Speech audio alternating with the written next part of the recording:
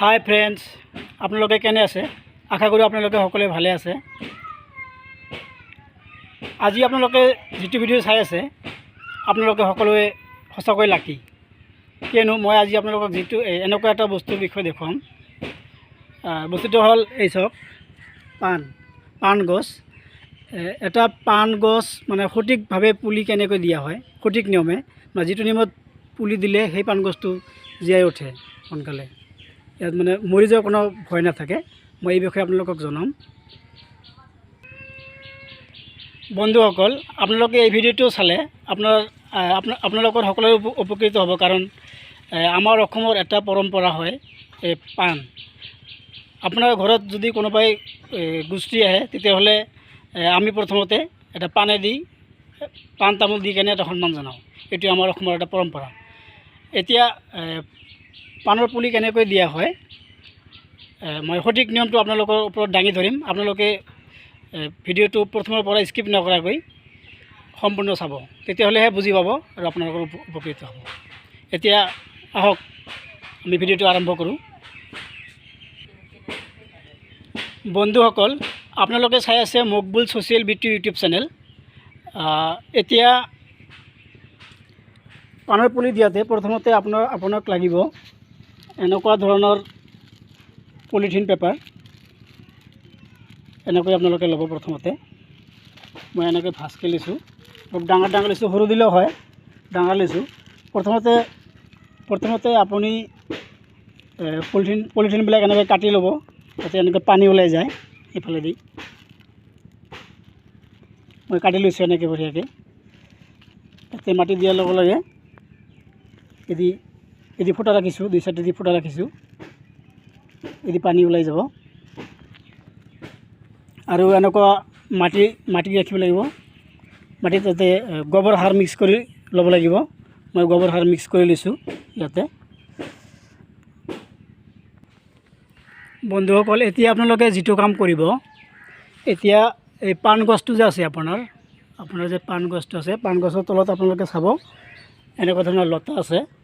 ইয়াৰ পাণৰ লতাবোৰ আছে, গছৰ গুৰিৰ পৰা হেৰি গৈছে। এই লতাবোৰ এনেকুৱা ধৰণৰ লতা। এই লতাবোৰ আপুনি মেৰুৱাই এটা খাৰু নিচিনাকৈ এনেকৈ কৰিব, এনেকৈ কৰি ল'ব লাগিব। মই এটা আপোনাক দেখুৱাই দিছোঁ।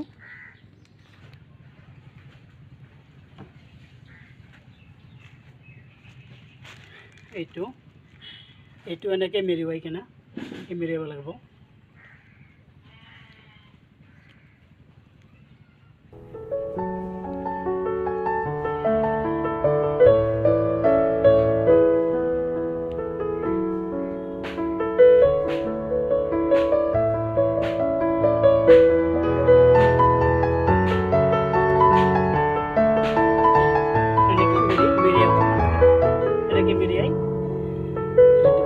মই আৰু এটা দেখুৱাই দিছোঁ।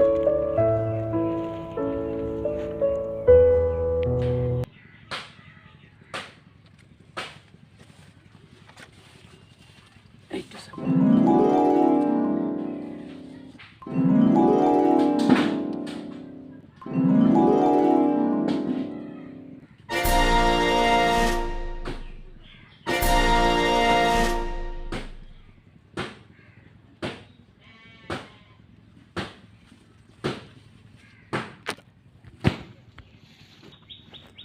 বন্ধুসকল, এনেকৈ মেৰিয়াই লোৱাৰ পিছত আপোনালোকে যিটো কাম কৰিব,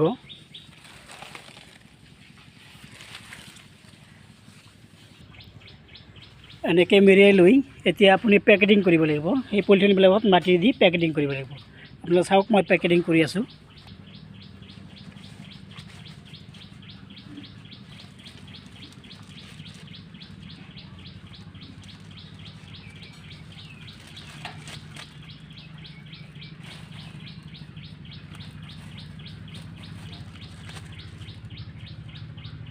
এইটো এনেকৈ দি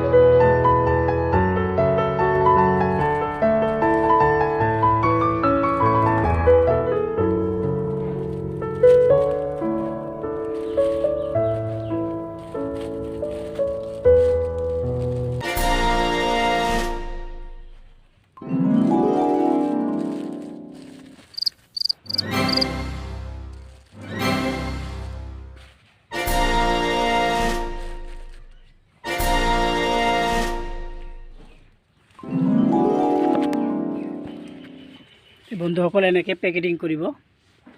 এই চাওক গছৰ ডালটো আছে, মই কাটা নাই, নাকাটাতে গছত থকা অৱস্থাতে মই এনেকৈ মেৰিয়াই কিনে পেকেটিং কৰিলোঁ। এনেকৈ এই চাওক, এনেকৈ পেকেটিং কৰি 1 মাহমান থ'ব লাগিব। 1 মাহ থোৱাৰ পিছত এই চাওক, 1 মাহ থোৱাৰ পিছত এইবোৰ কাটি দিব লাগিব।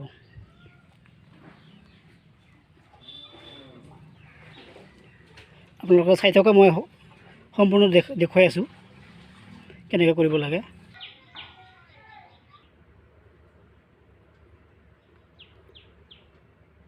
এবাৰ পাণ পুলিবোৰ সেনেকৈ ৰাখি পূৰা 1 মাহ পিছত আপোনালোকে চাব। এতিয়া মই পানী দিম।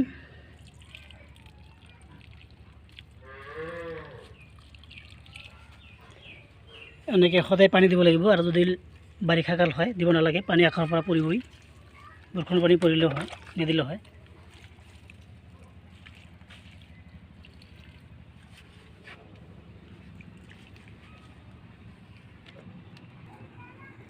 বন্ধুসকল, এতিয়া পূৰা 1 মাহ পিছত যিটো কৰিব লাগিব, এতিয়া মই এই পুলিবোৰ যে মই দিছিলোঁ, এই গছৰ লগতে লতাবোৰ লাগি থকা অৱস্থাত মই মেৰুৱাই দিলোঁ। এতিয়া 1 মাহ পিছত সেইবোৰ মই কেঁচিৰে কাটি দিম।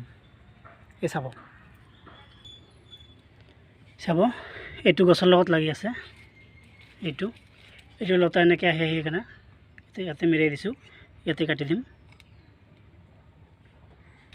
কাটি দিলোঁ। এইটো লতা ডাঙৰ হৈছে, 1 মাহ পিছত ডাঙৰ হৈ গৈছে। এইটো ইয়াতে কাটি দিম। এইটো লতা ইয়াৰ পৰা আহিছে, এইটো গছৰ পৰা আহিছে, ইয়াতে কাটি দিম। এনেকৈ কাটি দিব লাগিব।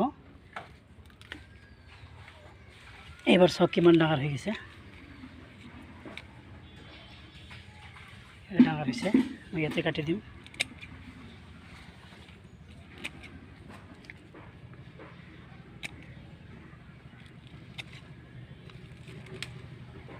ওকে, এনেকৈ 1 মাহ পিছত কাটি দিব লাগিব। কাটি দি আৰু 1 মাহ থৈ দিব লাগিব এনেকৈ।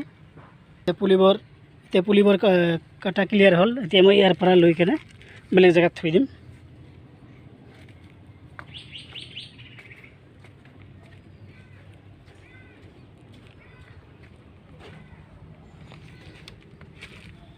থৈ দিলোঁ।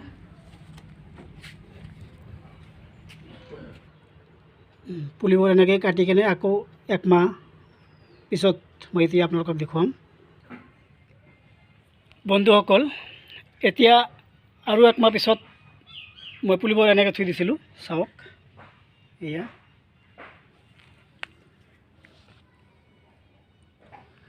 এতিয়া পুলিবোৰ কিমান ডাঙৰ হৈছে, পূৰা পাণ পাতা হৈ গৈছে ডাঙৰ। এই চাওক,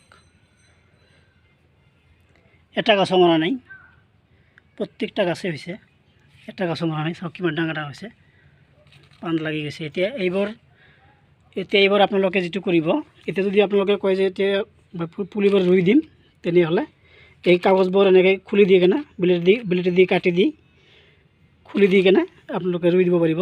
তামোল গছৰ গুৰত বা আম গছৰ গুৰত য'ত নহয় আপুনি দিব পাৰিব। দিলে পাণ গছবোৰ সোনকালে উঠি আহিব, মৰি যোৱাৰ চান্স নাথাকে। এইটো হ'ল সঠিক নিয়ম। আপোনালোকে এইটো পদ্ধতি অৱলম্বন কৰি যদি পাণ গছ ৰুৱে, তেতিয়াহ'লে আপোনালোকৰ গছটো মৰি যোৱাৰ আশংকা নাথাকে। বন্ধুসকল, মোৰ ভিডিঅ'টো চাই আপোনালোকৰ কেনে লাগিল? নিশ্চয় ভাল লাগিছে। যদি ভাল লাগিছে তেনেহ'লে এটা লাইক, এটা শ্বেয়াৰ